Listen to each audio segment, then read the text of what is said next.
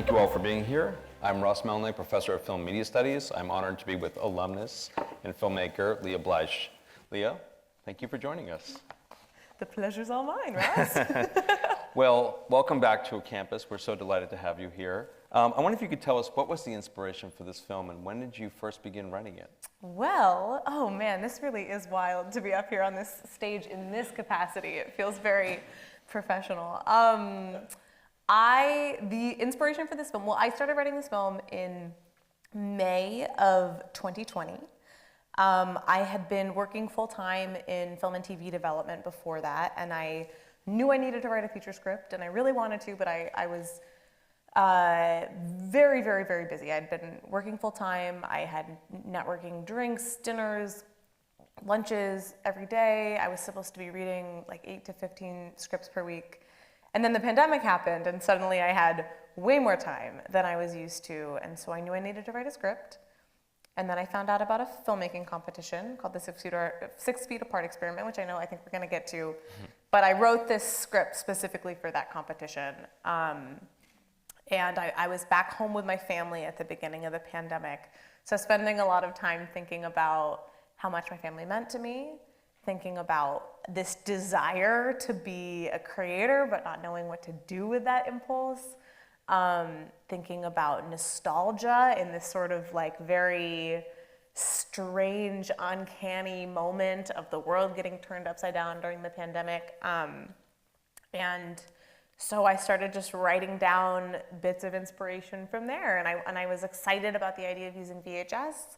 I had previously made a short film that was all on VHS, and I thought, okay, that's like an asset that I have. And maybe if I could figure out a way to use that thing that I have previously told a story on, maybe that will help me stand out for this competition. And I just kept working backwards from the pieces that I liked, and I ended up at this story. So you submitted to the competition, and what happens there, and how do you get this film made? Yeah, so this was made through this competition called the 6 Feet Apart Experiment, which was from, there's a company called Wayfarer Studios, which is the filmmaker, actor, producer Justin Baldoni's company, which people may know now from this movie, It Ends With Us, because they just made that film, which was, I think, their first wide release theatrical movie. They're also going to be doing the Pac-Man movie. They're getting bigger and bigger right now. But they announced that they were going to be doing a very unusual competition in the pandemic where they were looking for 5 filmmakers with scripts that could be made for budgets of $50,000 or less, which is a really, really, really small budget. Even though it sounds like a lot of money, that's very, very, very micro. And so that just became my full-time focus. And so I started writing in May. I mostly wrote in June and July, submitted, got accepted in August, and we were in production by November. So it was a really rapid life change that has definitely influenced the course of the rest of my life, for sure. So beyond the great writing and your filmmaking, one of the things that really makes The Moon and Back wonderful is the casting. I wonder if you could tell us about the casting and the casting director that kind of put these incredible actors together for you. And who are these actors? Because some of us recognize them. I'm curious if you could tell us something about them. Yeah, absolutely. It's an amazing cast. We got so lucky in terms of cast. I didn't initially, I think I told you about this previously, I didn't initially want to hire a casting director. We were working with no money. Every single line item needed to be like very thoroughly examined because we had very limited resources to stretch.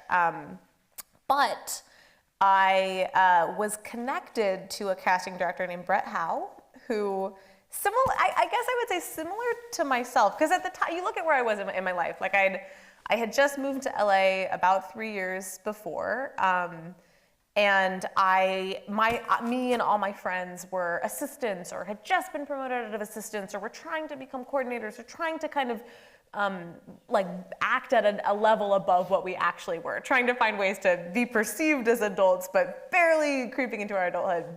And I got connected to this casting director named Brett, who had been the assistant to one of the highest level casting directors in the business, which is Mary Renew, who runs this casting company called Betty May Casting. They cast Euphoria, they cast Silver Linings Playbook, they cast, those were the ones that were relevant at the time, so that's what I always remember, but they do really, really big movies. And he had just been promoted to casting director, but he had no casting credits.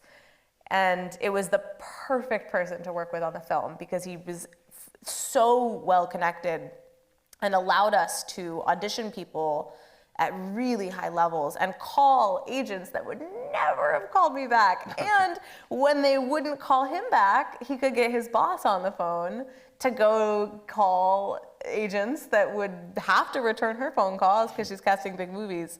So he really expanded access for us. And we had some crazy, like, it's funny, the list of people that auditioned or that I met with, there were some big names that we were toying with for a while.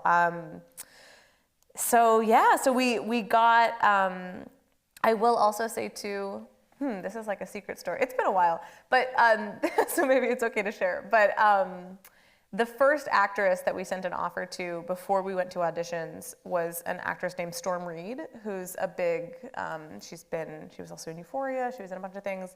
We met, she really liked the script, she wanted to do it. We couldn't get a deal done because of her reps and her manager, and we went to auditions, and this was about 2 weeks before production. And that's a really big challenge because depending on who you cast as your main actress, you're casting a family. So you can't really cast the rest of the family until you know who your main actor is gonna be. So it was really stressful. And not only that too, but we had to cast with enough buffer for COVID testing because it was still like in the throes of the pandemic. So we went back to tapes 2 weeks before, dug through people that had been sent, and Isabel really stood out for Lydia. She had been, at the time, she had been in a Netflix show called Alexa and Katie. She played Katie in Alexa and Katie, but she hadn't really broken out as an adult actress yet. This was like a Netflix, more like teen show. And we called her back and she got the role, and it's been amazing to watch her trajectory since then because right after this she got Taylor Sheridan wrote a role for her on Yellowstone 1883. So she became the sort of breakout star of the Yellowstone prequel. And now I just saw today she's going to be in Scream 7. She switched agents. She's like, we're going to see a lot of Isabel in the next couple of years. So Brett did an amazing job helping us find her. Miles, who plays Simon, if anybody saw the Smile 2, he has a big role in Smile 2. He has a role in Agatha all along. He has like a big featured part. And then of course there's legends, like I'm really rambling on about this, but I get excited because they're very talented. Missy Pyle is a legend, has been in so many funny things, got cast 2 days before. Same with Nat Faxon. With Missy specifically, I had a call with my casting director. I emailed my casting director back. He wanted to go to somebody else as a backup to Missy.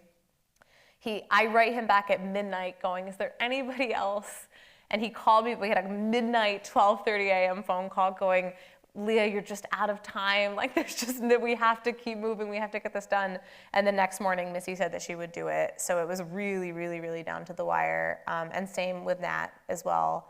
And then PJ Byrne auditioned and he was fantastic. He was so funny, and you'll see him in lots of, he's like does funny roles in like Martin Scorsese movies and stuff like that, So in addition to me, there are some of your other old professors here, and they probably, like me, recognize some of the names in the crew. I'm curious just who were some of your UCSB colleagues that you worked with, and tell us a little bit about how you came to bring them onto this film. Yeah, there were a couple UCSB people in our credits. There was Mika Pham was our script supervisor. She'd never done that before, but we connected her with a veteran script supervisor. They hopped on a Zoom. He taught her how to do it, and she showed up, and she was fantastic. Harrison Wayne and Stephen Lee were both B camera and assistant camera operators. They were great. I also just shot a documentary with Stefan, so we still work together all the time. And then there's also some other UCSB names in the special thanks. Keenan McGuckin helped me do script revisions. Yeah, I was always pulling from that network for this.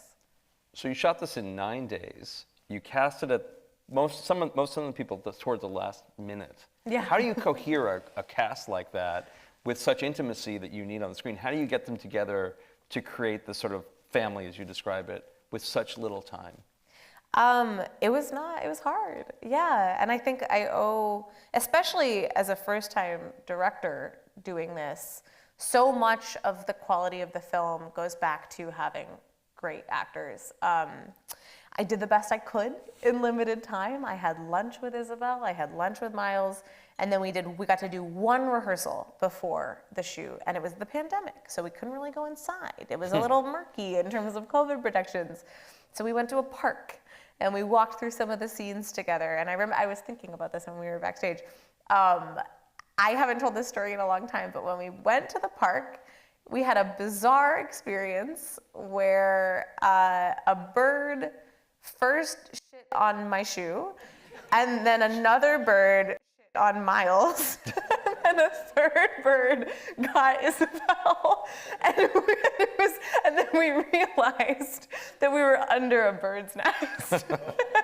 It wasn't just good luck. Yeah, and so, but that's what we were thinking. That's what we walked away from it going, that was so bizarre.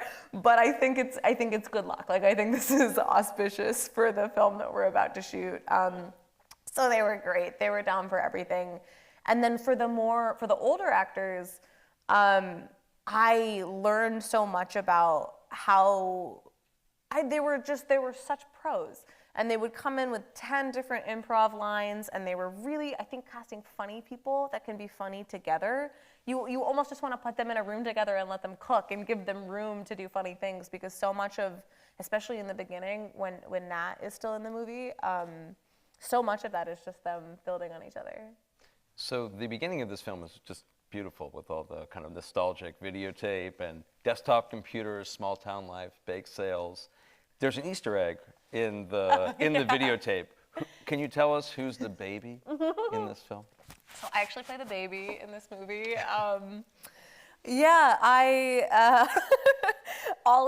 So when we were shooting the opening montage, it's shot very straight. It's shot very to script.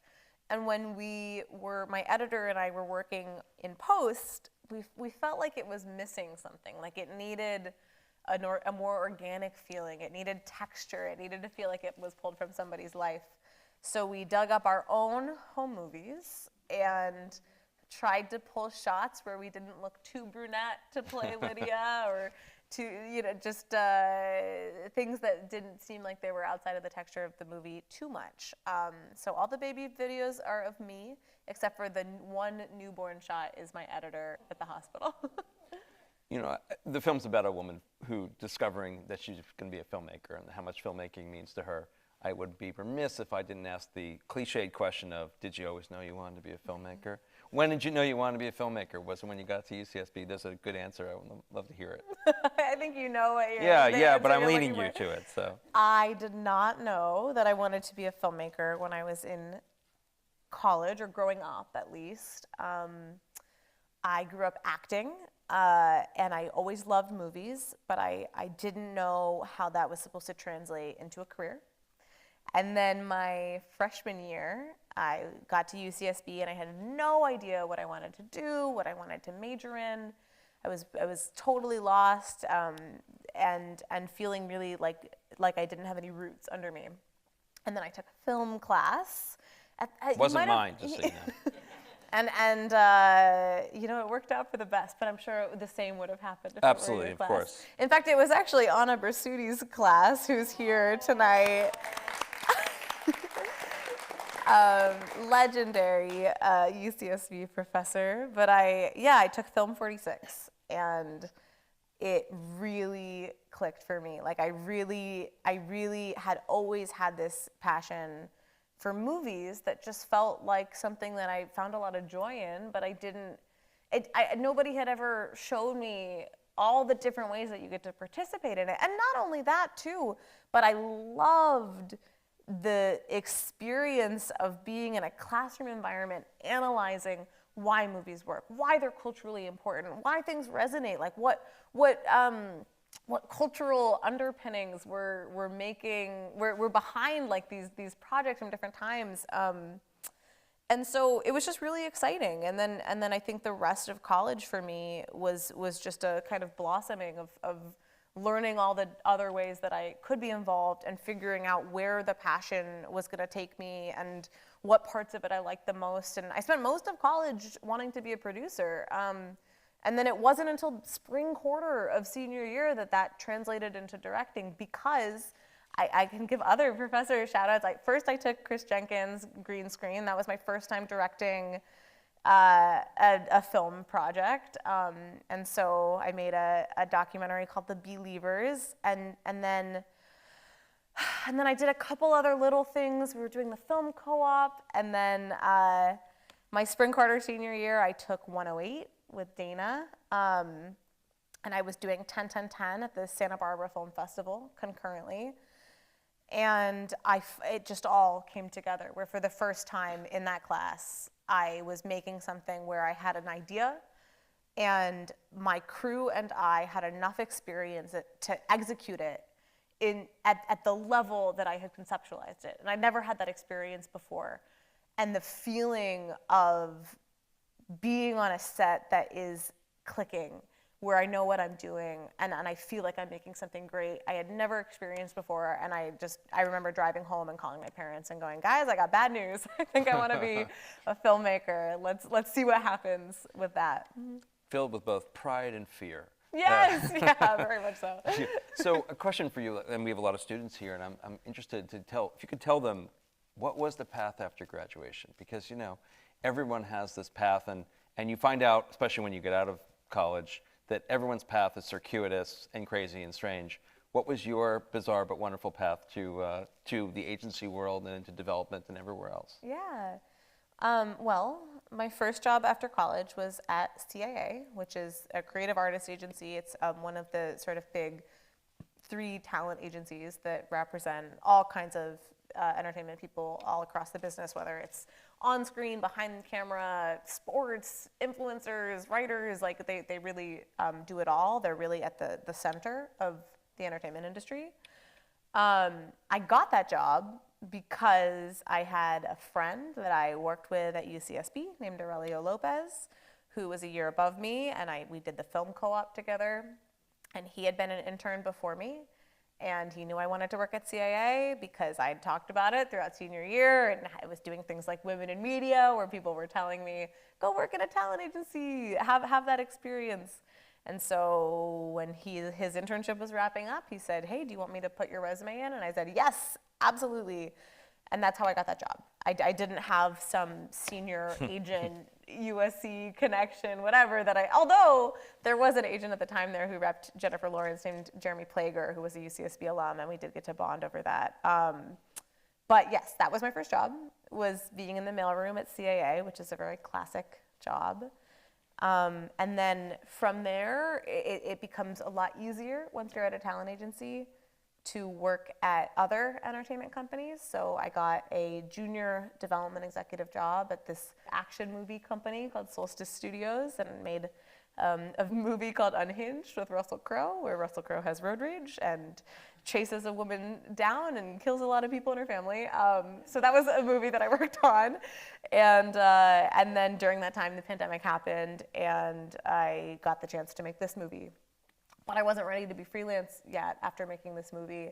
And so I went back into development, and I became a creative executive at a comedy company called Just for Laughs, where I was developing comedy TV shows around comedians. And it was very fun. But the more and more time I spent there, the more I was getting itchy and desiring, trying to get back to this thing that I'd originally set out to do. And that's what I'm doing right now. And what's next for you? What are you hoping to do next, or what are you working on already? Yeah, I'm freelancing for the first time since moving to LA, and that is both exciting and terrifying. but mostly it's been really exciting. So there's sort of two buckets. One is freelancing to pay the bills, so that's building up my commercial directing experience. That's taking every odd job that comes my way in order to get behind the camera. I'm in post on a 2-part docu-series that'll go on PBS next year, so that's kind of keeping me afloat. And then the other bucket, besides freelance, is I want to make another movie, and that's really the only goal right now. And so I'm building a slate of a couple films that I think are worth doing, that are still micro budget movies, but they're also, 8 times the budget of this movie. And I'm really just focusing on that, because making a feature opens so many doors for you. And it's actually bizarre. I've produced and directed a couple big short films in the last couple years. These are short films with budgets ranging from $15,000 to $35,000. And the amount of work and labor that goes into that is comparable to making a micro budget movie, but they open way less doors. And really the calling card that you need to keep progressing is to continue making movies. And so that's the number one goal right now.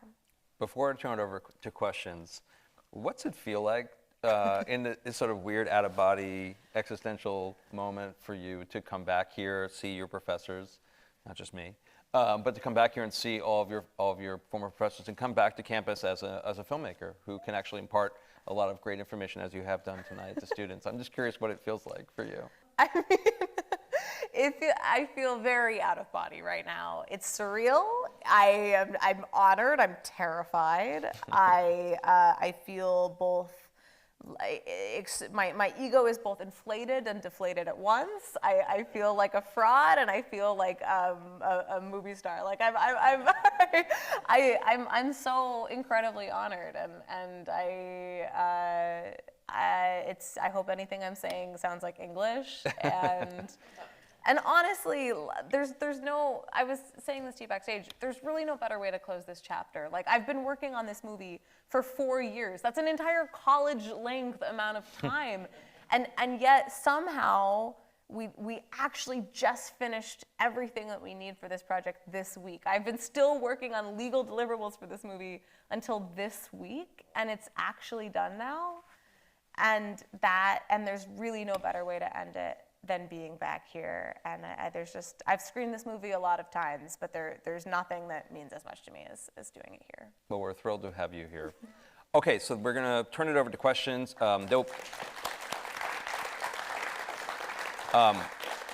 Please raise your hand, and a mic will come to you.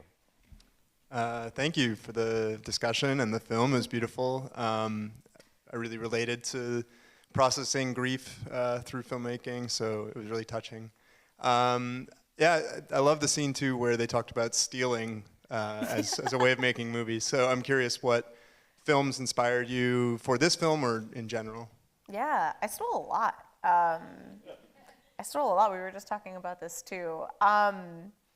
There's a couple big influences which I'm sure are felt. This movie was written right after Lady Bird came out, and so, or I guess a couple years after, but there's a lot of that feeling in there. I think that one of the biggest tonal influences by far is Edge of 17, which sometimes I almost feel almost uncomfortable with how much of that voice I hear.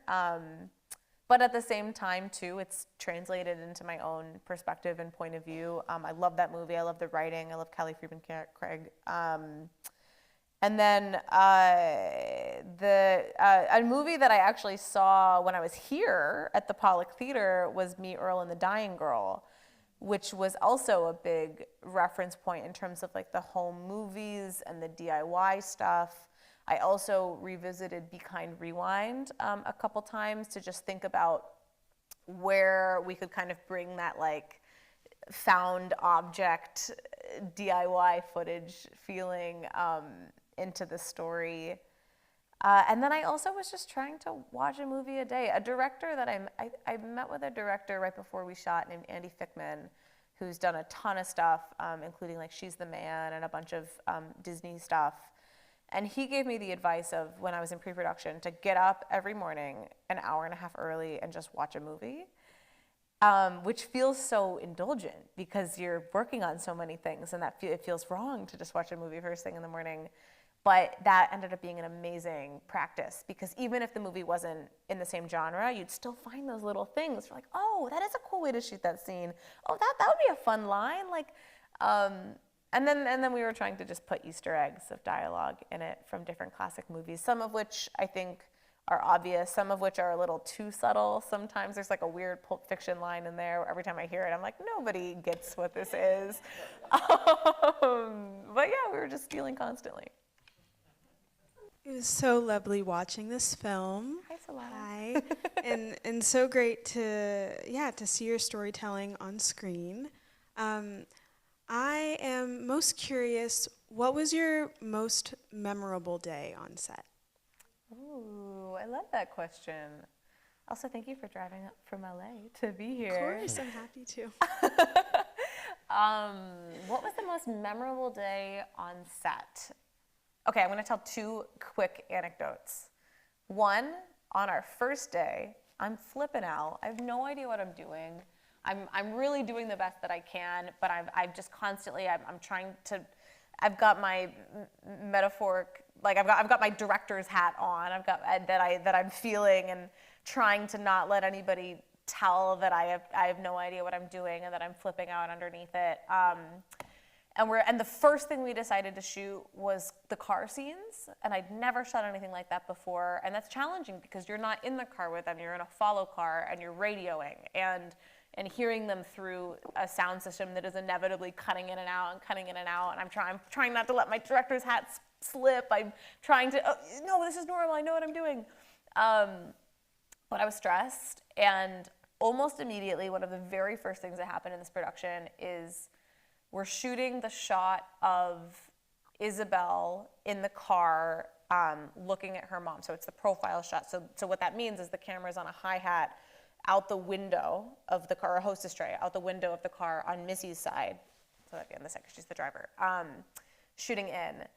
And we're driving on these quiet streets during the pandemic, and there's a truck next to the car that juts out further than any of the other cars, and Missy hits the truck, and specifically hits it on the side of our Alexa Mini where that was shooting that shot. So it was actually on the other side. But we didn't break the camera, but we almost broke the camera on like shot 3 of day 1 of this movie. But we did break the battery. And then these are just horror stories that I'm sharing, but there were beautiful moments too. But the other horror story we were talking about backstage, which was on the last day of shooting, when we felt like we were in the clear, on the second to last day of shooting, we shot the entire montage at the beginning, which was a really stressful day because we had to call all of our cast.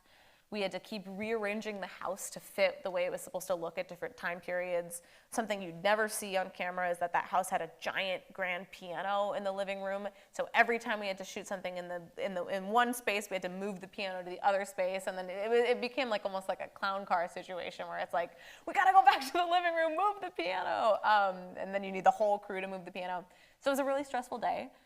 And then on the last day, we're going off to shoot the scenes in the park, which we were stealing and did not have a permit for.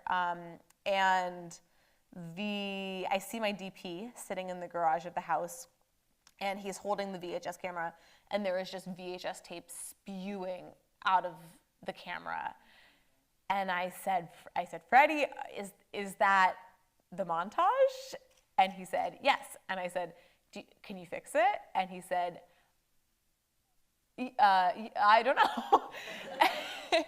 And so there was it really sunk the last day because there was this feeling, did we just lose all of the VHS bits of the film? But everything always ends up working out or happening for a reason, because all it ended up doing was distorting the footage that we'd shot on the first day, or on that second to last day. And so if you remember all of the distortion from the opening montage, specifically on that last shot of Lydia and her dad on the couch watching TV, all of that distortion was just because the tape got screwed up, and it happened in the perfect place. And so sometimes lucky accidents still happen. So those are 2 horror stories from the film that ended up being okay. Hi there. So you mentioned how like there were some like challenges on set and stuff, and you had a line even in the film, I forget it verbatim, but of like sometimes it feels like everything's going wrong, but then eventually you get through, you prevail. What do you think are some of the best ways for you and on other sets you've been on where you've seen people and like how you and those people prevailed through those challenges that felt like larger than life and like there was no way of getting to the other side? Yeah, that's one of the very biggest lessons learned from this film, which is filmmaking is inherently really stressful, and things always go wrong, and there are always setbacks, and there are always miscommunications, and frankly, that doesn't get any better when the productions get bigger. I visited set for It Ends With Us. I have a lot of friends that are working on bigger and bigger productions, and the reality is the problems just get bigger and harder to solve because there's more bodies, there's more ways that things can get miscommunicated, there's more money on the line. And so if there's one lesson learned through all of that is that there is never a reason to get upset. And you can be stressed. It's natural to be stressed. I think it's unrealistic to think that you wouldn't be stressed, but there's never a reason to get angry. There's never a reason to try to look for somebody to blame. It's like the problems are inevitable, and the best people at getting through them, the most talented, the best filmmakers to be around in those circumstances are the ones that don't let it get to them, that keep a clear head, that aren't reactionary, and just go, okay, how do we solve this? Because there will be a solution, even if that solution is that you have to pause for a couple hours, even if that solution is you're going to have an uncomfortable conversation with somebody about money. Nothing is going to be the end of the world. We're making movies. There's no, person that we're saving here, even if we're saving them spiritually. And so there's always going to be a way through. And the calmer you can be, and the more you can take every setback with a grain of salt, the better off it'll be. A long time ago, we had Greg Araki, and one of the things he said was, if I had $100,000 to make a movie, I would rather make $10,000 movies, right? So I'm asking you, if you had $10 million, would you rather make a $10 million movie or 10 $1 million movies? Because the freedom, what you were talking about, the freedom of doing stuff. I love that question. And I'm going to answer it maybe almost too sincerely. If I had $10 million, I would probably make 3 movies. I would make $1 million movie, one $3 million movie, and one $6 million movie. And that's just in the interest of giving yourself more shots on goal. But I wouldn't, if I had $100,000, I would not make $10,000 movies. Yeah, that makes sense. Because I do think, unfortunately, that the amount of money we made this movie for, it's challenging to say it's the minimum, because the reality is you'll find ways to make it work at any budget level. But it's very difficult to make a movie for less money than we made it for if you're going to do it SAG, if you're going to do it legally, or at least like quasi-legally. Perhaps not everybody's getting paid, but most people are getting paid minimum wage. And you want to do finishing steps like sound and color and not just have it die on a hard drive somewhere. It's really difficult to make it for less money than this. Now, that being said, if you have your own camera, if you want to do it go really rogue, film something with your own camera and your friends acting, and you're going to edit yourself, then yeah, absolutely you could make something for less money than this. But to do it in the way that we did it, this is definitely the floor. So I would love $100,000 to make one $100,000 movie. But if you know anybody with $10 million and they're interested in a slate of 3, I'm all ears. So now you've made the movie. So now what's the distribution path, and are you involved in that? Yeah. So the unusual thing about the timing of this is the movie has been sold and it's been released. It was a very long road getting from completing the film to sale, with a couple setbacks in terms of festivals, in terms of legal, in terms of, we sold the movie to our distributor, which is Grindstone Entertainment, which is a subsidiary of Lionsgate, in January. I think we were closing the deal in like January or February of 2023. And so I'm going, great. The movie's gonna come out sometime in like June, July. Yes, it's been a long time, but it'll only be like 2.5, maybe 3 years between shooting it and it coming out. But nobody tells you how much work goes into delivering a movie. And in all of the legal business affairs, very complicated steps that come after sale. And I had nobody that was working on that besides me. And so that ended up becoming something that took place throughout all of 2023. And the distributor told us we were actually not going to be releasing this until April of 2024. So it came out in April. It was on VOD. It was like rentable on Amazon. And then a couple months ago, I looked up the movie and it had appeared on Paramount Plus. So it's currently streaming on Paramount Plus, and sometimes also appears on the Movie Channel because the Movie Channel is owned by Paramount. So it's out there, and now it's just about helping people find it and then trying to make the next one. And how much does that go back to your casting, do you think? Oh, I definitely think it's a huge part of it because Paramount Plus is where you can watch Yellowstone 1883. And Miss Isabel May is the lead of that film, or that show. So it all goes back to pre-production. Yes. And Pre-production is the best. It's Yes. the best phase. Absolutely. It's all promise and hope and Yes. dreams. Oh, in pre-production, the movie's perfect, and it won Cannes, and you got an Oscar, like, and you're the youngest filmmaker. Wow. And then reality sets in, and then there's a low phase of post-production where you get really depressed at the first cut, and then you build back up in joy, and then you submit it to Sundance, and then there's a low again. That's the roller coaster. Well, I have to say thank you so much for joining us. It was amazing to have you here. Thank you so much for this amazing film and Thank for you. sharing this with everyone here. We're so proud of you. Thank you guys. This is a delight of my life. Thank you. Thank you all.